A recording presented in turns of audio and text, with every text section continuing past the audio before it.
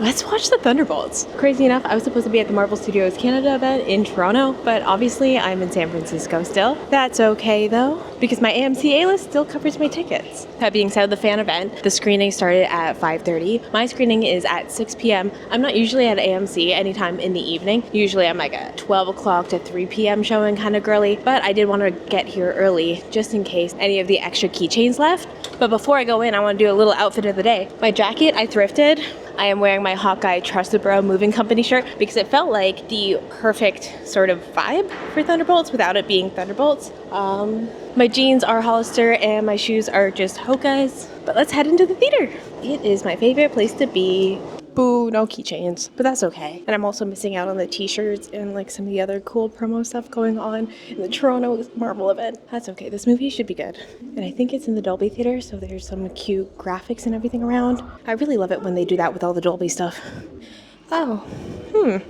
Okay, no cool Thunderbolts graphics. I'll have to keep an eye out if they add one later, but odd. That's odd. Because what? I'm also never in the theater this early because usually I leave the house 10 minutes from now, so I don't know what I'm gonna do waiting for like 15-20 minutes. No, 30 minutes? Crazy. There's pre-show? What?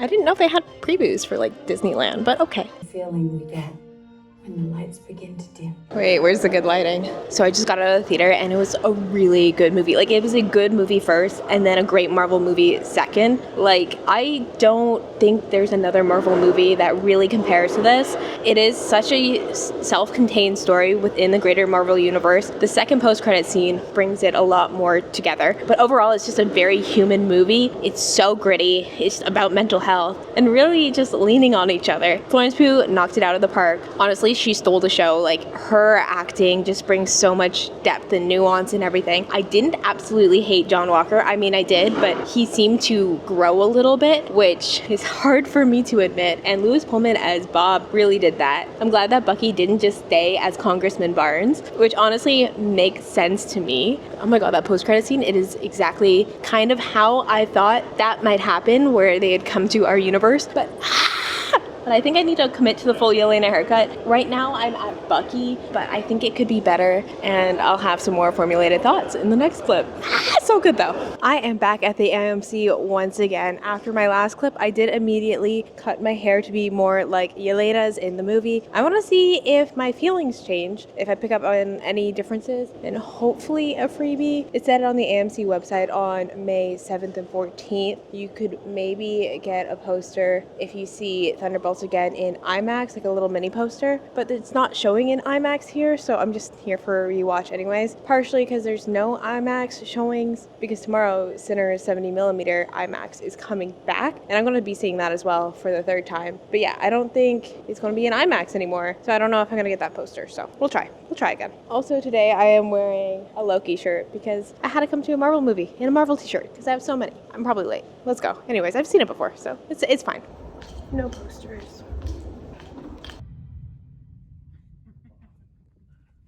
I'm out of the theater again for the Thunderbolts, and I think that solidified my love for this movie. It's probably up there in my like top 3 favorite Marvel movies at this point. I ended up crying twice. For some reason, whenever I see movies, it always hits harder the second time if I really liked it. And I know it's bad of me to have my phone out during the movie, but with AMC, there's nobody around me. Nobody's seeing movies at 1 p.m. I mean, there's maybe 10 other people in the theater, but like they have walls between each row, so you can't really see anything. But I was just taking notes of some of my favorite details and a lot of callbacks back to other MCU films, and there was so many. Like, I've got my notes open, and some of the things that I noticed that I had to write down. Obviously the handcuffs and Loki's scepter in the old Avengers building that Valentina purchased, but on your left for John Walker, obviously that's a Captain America callback. I know a lot of people hate it because, again, he's taking something of Sam's, but like I think that's really on track for his character character. When they're leaving the vault and they have Bob playing hurt, it's kind of like in Thor Ragnarok with like, oh help, my brother is hurt, and like Thor and Loki are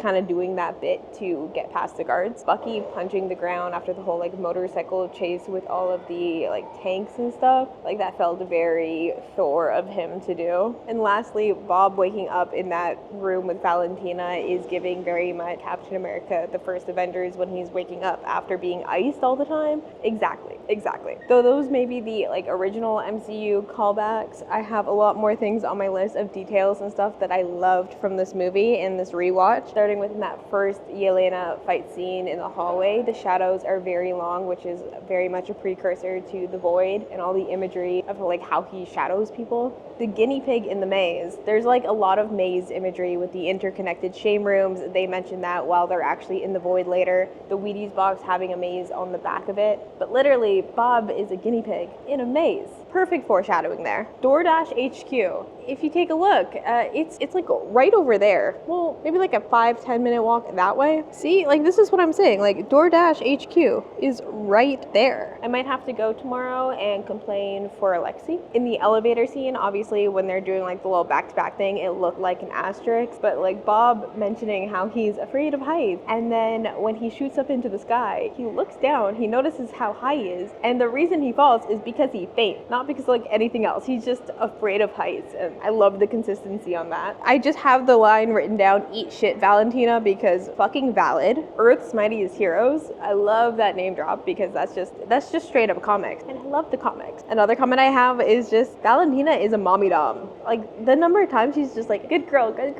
oh no, you want to be good, and Sentry being very much a bratty sub. Like, I mean, he didn't really ask to be a sub. Yelena's crash out, it's 100% my kind of crash out, and I absolutely bawled at the daddy, I'm so alone. Florence Pugh, you continue to wreck me, even after We Live in Time. We Live in Time, I cried 5 minutes into that movie. It's no surprise she can make me cry in an Avengers movie. She's also me because when I played elementary school soccer, I was the goalie because I didn't want to run as much either. And finally, I cried at the group hug. Of course, why wouldn't I? Oh my god. I've also came to the conclusion that Yelena gives me big Taurus energy, John Walker gives me Aries energy, Alexi is a Leo in my opinion, Mel is a Virgo, and Bob, I love you, but you are a Pisces, man. This is not confirmed. This is just what I see. Like that's my immediate vibe check. I don't have one for Valentina or Eva or Bucky, really, but like those 5, textbook. But I really love this movie, how it was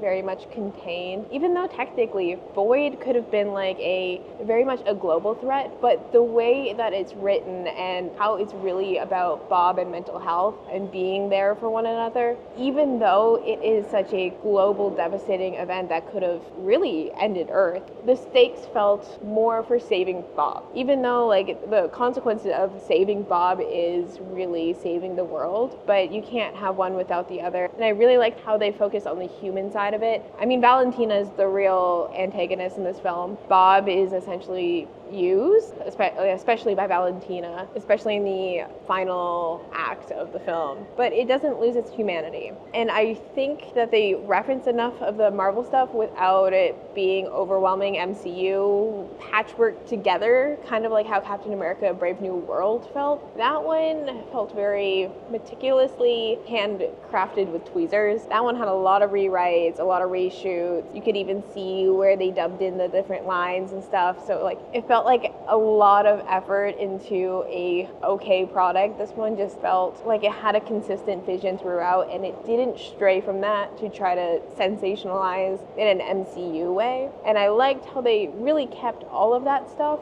to the post credits. Anyways, I'm happy I saw it twice in theaters. Who knows if I'll see it again in theaters. I might try to sneak it in before I have to go back to Canada while I have my AMC A-list and I have like 4 different movies that I can see a week, because that is fucking slay. But if you like this video, you like Marvel, please like, comment, and subscribe. The next Marvel thing that is coming out is the Fantastic Four, which I am very excited for. And Ironheart has a new trailer out, so check it out. I'll probably do a video react. I'll link it up here. But yeah, enjoy. Bye.